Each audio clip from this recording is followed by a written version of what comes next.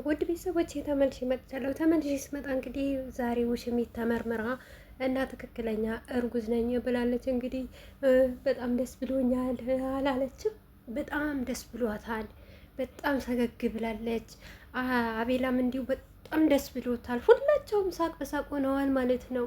በዚሁ አጋጣሚ ማለት ነው አቤላ ይህንን መልእክት ደግሞ ለአቤላ አድርሶልኝ ማለት ነው አሁን ለአብርሽ ማለት ነው ቶሎ ብሎ እንዲያገባትና ቶሎ ብሎ ሽማግሌ እንዲልክ አስገድደው ማለት ነው። ይሄ ነው የምንፈልገው ማለት ነው። እንግዲህ እስካሁን በአንተ እየተመራ ነበረ።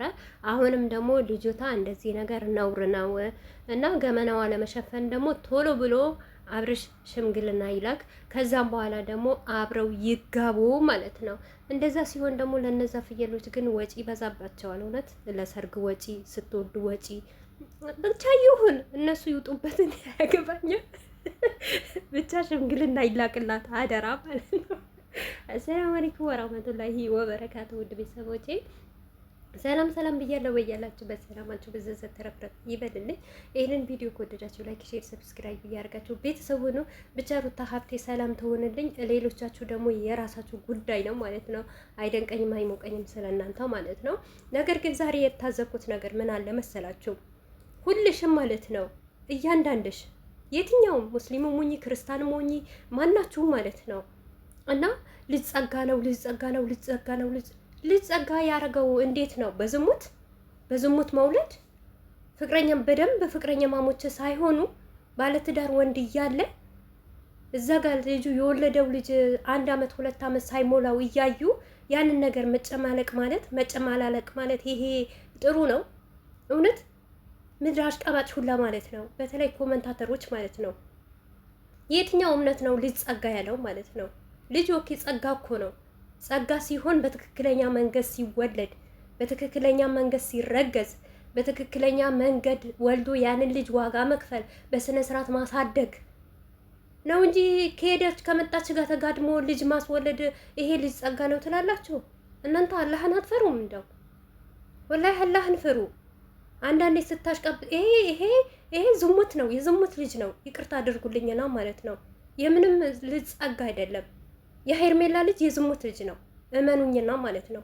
ምክንያቱም ገና ፍቅር ሳይገባላት ገና ብዙ መንገድ ሳይጋቡ ቀለበት አደረገልኝ ብላ የምታረግዝ ሴት የመጀመሪያ ሄርሜላ ናየው። እውነቴ ነው የምላችሁ። በልጅ ደግሞ የምታስር ሄርሜላ ናየው ማለት ነው። ነውር አይደለም፣ ሼም አይደለም። ኦኬ ታርግ፣ እኔ እኮ አታርግ አይደለም። ነገር ግን እሷ ራሱ በዚህ ናክል መደሰት በየትኛው መንገድ አምጥታው ነው ይሄ ልጅ ማለት ነው? በየትኛው በትክክለኛ መንገድ ወልዳው ነው? በትክክለኛ መንገድ አርግዛው ነው ደስተኛ ነኝ በጣም ደስ ይላል የምትለው? ካልሆነ ከባልዋ ከሆነ ኦኬ። እውነት ይሄንን ነገር እኔ አሁን ካብርሽ አይደለም ነው ምለው። ከምር ካብርሽ ቢሆን ትላንትና ሀዘን፣ ዛሬ ደግሞ ደስታ በደስታ ካብርሽ አይደለም። ይሄንን ነገር ገመናዋ ለመሸፈን ነው እንጂ አብርሽ ላይ አምጥተው እንደ ታውቃላችሁ እንደ ጠለሸት ይቀቡታል እንጂ በጭራሽ ካብርሽ ጋር አይደለም። ግማሹ የሆነ ጊዜ ራት ሲጋብዛት የሆነ ጊዜ ታው እንጂ እውነት ነው። ምንም የፈለገ ነገር ቢደረግ አብርሽ በዚህ ናክል ጅልና ጅላጅል አይደለም። አብርሽ እልህና እልህ ነው ያለበት። ልንገራችሁ ነው እንጂ በዚህ በወረደ መንገድ አይገኝም። እውነት አብርሽ መጥፎ ስራ ይሰራል። እኔ እውነቴ ነው የምላችሁ እንደኔ ራሱ በአብርሽ በጣም የሚወደውና በአሁኑ ሰዓት ደግሞ ስለ አብርሽ በጣም እኔ ነኝ ሞር በጣም ምጠላውና በጣም ምሰድበው በአሁኑ ሰዓት ማለት ነው። ነገር ግን እኔ በእንደዚህኛው በኩል አልጠብቀው። ምክንያቱም ገና ምንም ትላንትና እሱ ቀለበት አረኩላት እንጂ ፍቅሯን ተቀበልኳት እንጂ ላገባት አይደለም አሁን ልንጋባ አይደለም የሚለው ልጅ እኔ እንጃ በአይምሮ በጤንነቱ ጤነኛ ሆኖ እንደዚህ ቆሞ ራሱ እዛ ላይ ይወጣል ብዬ አላምንም በጭራሽ ማለት ነው። የሄርሜላ ልጅ የባልዋ ነው። ከባልዋ ጋር አርግዛ ይሆናል እንጂ ከአብርሽ ጋር በጭራሽ ማለት ነው።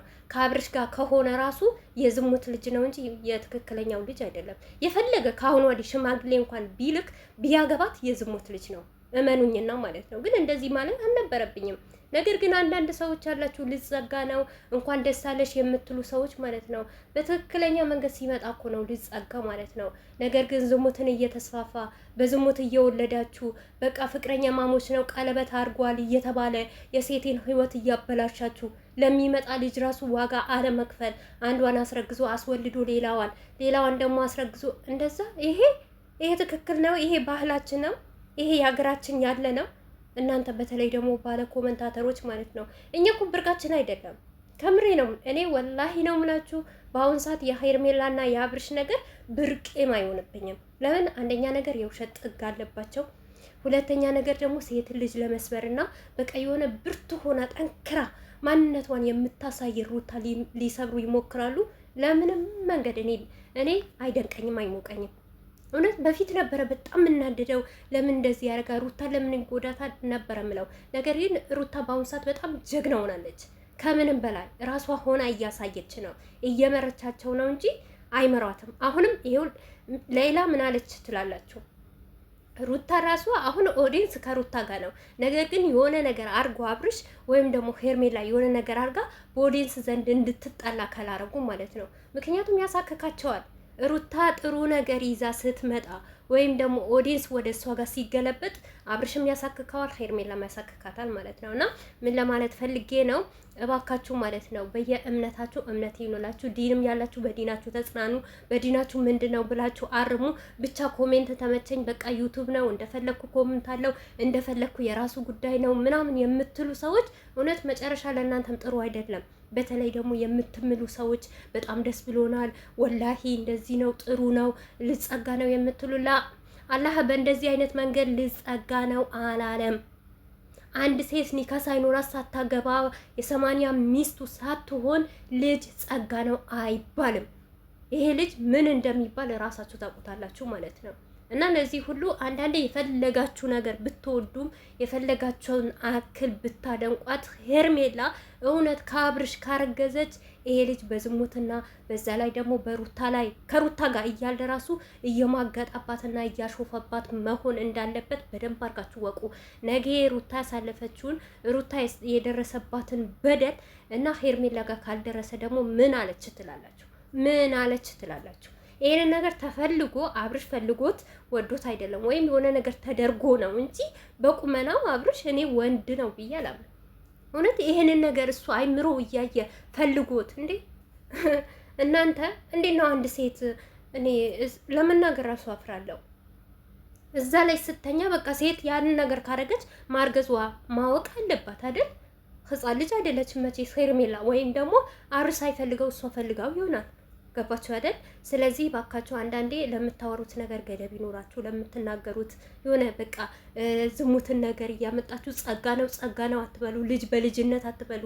በቃ ልጅ እኮ በጥሩ ነገር ሲወለድ እኮ ነው፣ በተግባብ ሲወለድ ተወልዶ ደግሞ ሀቁ ሲጠበቅለት፣ የእናቱን ሀቅ ሲጠበቅ፣ እናትዮ ስትከበር፣ ባልዮ ሲከበር፣ አባት እናት ሆነው ሲያሳድጉ ነው እንጂ ዝም ብሎ መፈልፈልማ ማንም ይፈለፍላል እኮ ማንም ይወልዳል እኮ። እህቶቼ ለምን አይገባችሁ? የትኛውም ሚዲያውም ሰው እኮ ወልዶ ያመጣል እኮ። መውለድ አይደለም ትርጉሙ።